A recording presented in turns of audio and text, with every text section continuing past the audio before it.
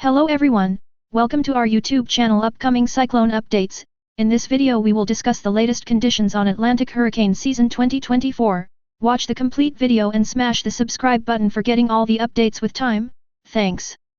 Seasonal forecasts for tropical storm and hurricane activity issued at this time of year are often seen as needing to be taken with a large pinch of salt, but another early forecast from the ECMWF is seen as particularly aggressive and so worth highlighting, in calling for 17 named storms and 9 hurricanes in the Atlantic before the end of September 2024.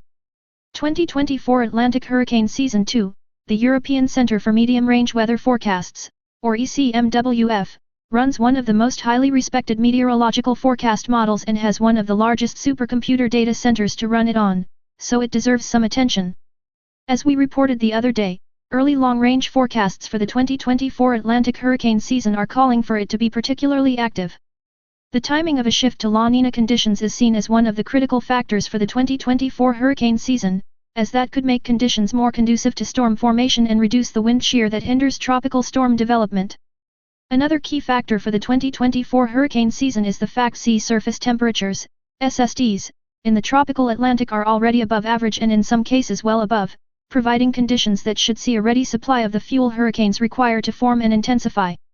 Finally, forecasts for steering currents also suggest that the United States could be more under threat this year than last, while the Gulf of Mexico is also highlighted as a potential hotspot for 2024 tropical storm activity. The ECMWF provides a seasonal outlook for tropical storm activity in the Atlantic from April through the end of September, and during that period the model ensemble average calls for around 17 named tropical storms, with 9 of them becoming hurricanes. The ECMWF model forecast also suggests accumulated cyclone energy, ACE, levels 170% above normal, which would translate into ACE of 165 by the end of September, which would signal an active first few months of the 2024 hurricane season. Experts point out that forecasts at this lead time tend to lack skill, as do the ones from December we had covered in our recent article. But, for insurance, reinsurance and insurance-linked securities, ILS, market interests, it's still important to watch the evolving forecasts, to be informed as to how conditions may turn out.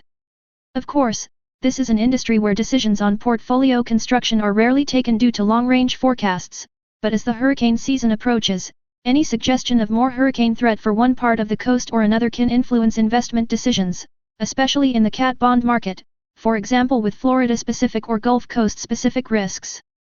Some are saying that this ECMWF forecast is the most aggressive it has ever issued this early on, but there is a lot that can happen meteorologically and climatologically before the season begins, as well as lot that can happen through it. It's important to remember that forecasts for significant storm and hurricane numbers, as well as high ACE levels, do not necessarily imply a loss-heavy hurricane season for the insurance, reinsurance, catastrophe bond, and ILS markets. It is landfalls that matter and where those landfalls occur. Just one landfalling hurricane in a region of major coastal exposure values can cost the industry many billions. The ECMWF seasonal guidance shows La Niña developing by mid-year, so that would suggest the final 2 months of October and November could also prove active, as La Niña could intensify as the year progresses. Which is something else to consider, alongside this aggressive forecast for the season to the end of September. Some meteorologists believe the guidance at this stage suggests higher than normal rainfall across the Atlantic and Caribbean, which can indicate potential for tropical activity, while guidance is also said to suggest there could be a tendency for a more westward track of any storms that do form, rather than recurving. Which, alongside the highest forecast ever delivered by an organization like the ECMWF, should perhaps suggest that the industry needs to watch the coming forecast updates over the next few weeks very close. Thanks for watching this video, subscribe now to get more updates.